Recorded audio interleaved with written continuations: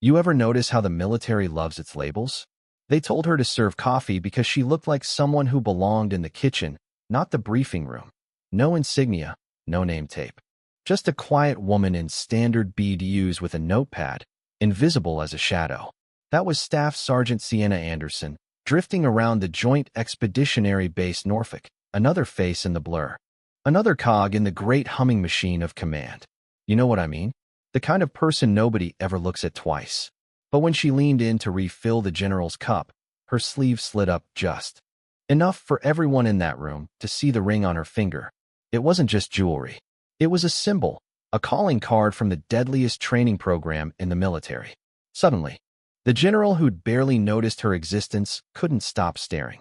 In that split second, Sienna wasn't background anymore. She was the most dangerous person in the room, and nobody had seen it coming. Let me back up a sec, because mornings at Norfolk usually ticked by in a blur. Another quarterly assessment, another parade of officers in polished shoes, satellite images laid out across the table, the heavy scent of burnt coffee in the air. Sienna had done this so many times, slipping through doors while the bigwigs were already arguing about timelines and missions, always making sure the coffee station was perfect, the sugar and cream set out just so. She was the one you called for copies, for pastries, for coffee, never for opinions. The woman people spoke to like a vending machine. Cream, no sugar. Black for General Harrison. Danish from the commissary. Yeah, that happened. But they never saw her. Not really. They didn't know she'd spent the last year and a half doing things that would haunt their dreams. Didn't know that under the forgettable uniform, behind the quiet efficiency, was someone who'd lived more danger in a month than most of them would in a career. And that was exactly how she liked it. Being underestimated was her secret weapon.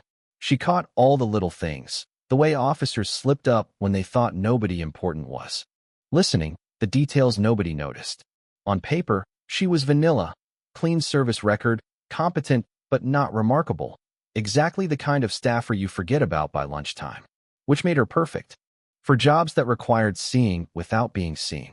Most days she was in Building 247, handling logistics, knowing who wanted paper briefings, who needed their coffee extra hot, which officers showed up late and needed the whole room to adjust.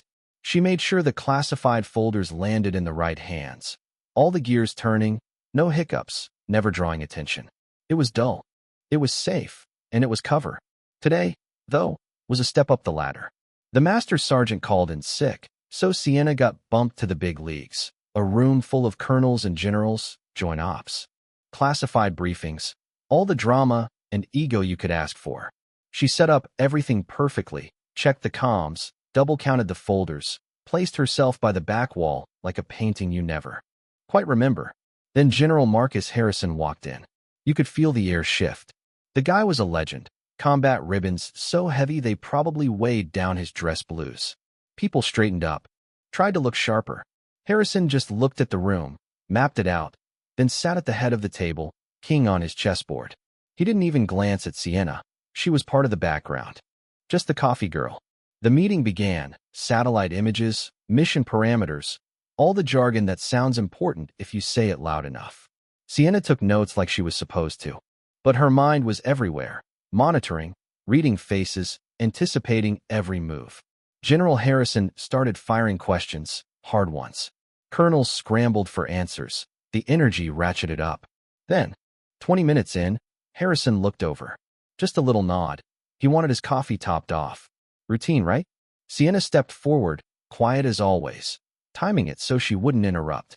She reached across, and that's when it happened. The sleeve slipped, the ring caught the light. Harrison went dead silent. Suddenly, she wasn't invisible anymore. You could see the wheels turning in. His head, that ring. Only a handful of women had ever earned one like it. SEAL training. Brutal. Nearly impossible. Sienna stepped back, but now Harrison's gaze followed her, tracking the way she moved. The way she always kept herself balanced, scanning exits, ready for trouble. Staff Sergeant Anderson, Harrison said. Everyone froze. Every eye in the room darted to her. That's an interesting ring. You could feel the temperature drop. Sienna knew the game was up. She couldn't play dumb, not with Harrison. It was a gift, sir, she said, buying time. He didn't buy it. From whom? That question just hung there, heavy as lead. Sienna was calculating fast, how much to say, how much to hide. She decided to stop hiding. The ring was earned, sir. That was it. The room cracked open. Colonels dropped pens, jaws hit the table. Suddenly, the admin girl was a seal. The world tilted. When did you graduate BUD/S? Harrison asked. Class 347, sir. 3 years ago. The numbers told their own story. One of the first integrated classes, under the microscope, every failure magnified, every success doubted. She'd done it all. Hell Week, every phase. Survived what most men couldn't. And now, here she was, pouring coffee. Harrison wasn't letting this go. What's your actual assignment here? She hesitated, then offered the sanitized version, recovery assignment. Temporary admin duty while waiting for operational status. Harrison nodded. He understood. She'd been wounded, badly enough that they needed to stash her somewhere safe, out of sight, until she was ready to go back into the world. What was your last assignment? He pressed. Sienna kept it brief, sticking to what was declassified. Hostage extraction in Syria, 3 American contractors, successful, but then a secondary explosion, an IED on the way out. Her whole team gone. She was the only one who walked out, and barely at that. Weeks in the hospital, months of therapy. The kind of scars you can't see in the mirror. She'd been stuck in admin ever since, waiting for clearance, wondering if she'd ever get back to who she used to be. Physically, I'm ready, she said when Harrison asked. Psychologically, I have dreams. Not nightmares, just dreams where they're still alive. Harrison didn't judge. He'd lost people too. What do you want? He asked. It was the first time anyone had asked her that in a year. I want to get back to work, she said, simple as that. Not to run from her ghosts, but to honor them, to use the skills she'd bled for. Harrison studied her, then offered something she hadn't dared hope for. A real mission, real work, the kind of assignment that mattered. Temporary at first, a test run, but if she proved herself. The door was open. He asked if she was ready to carry that responsibility again, to lead, knowing what it cost. Sienna finally let herself say yes. Not because she was fearless, but because she was done hiding. She was ready to lead, to take that risk, to prove she still had what it took. Harrison shook her hand. Welcome back. When the colonels came back in, the air had changed. Sienna wasn't invisible anymore. She explained, in her own words, what her real background was. The colonels tried to play it cool, but everyone in the room knew the balance of power had shifted. 3 weeks later, Sienna was back where she belonged, not behind the coffee urn, but in a tactical ops center, leading a briefing. Her story spread like wildfire. How the coffee girl turned out to be a SEAL, how the officers learned not to judge by the cover, how one general knew how to spot real talent even when nobody else did. Colonels Brooks and Freeman? They both transferred out, too. Embarrassed to stay after underestimating her so badly. Harrison didn't say a word, but Sienna suspected he made sure everyone learned the lesson.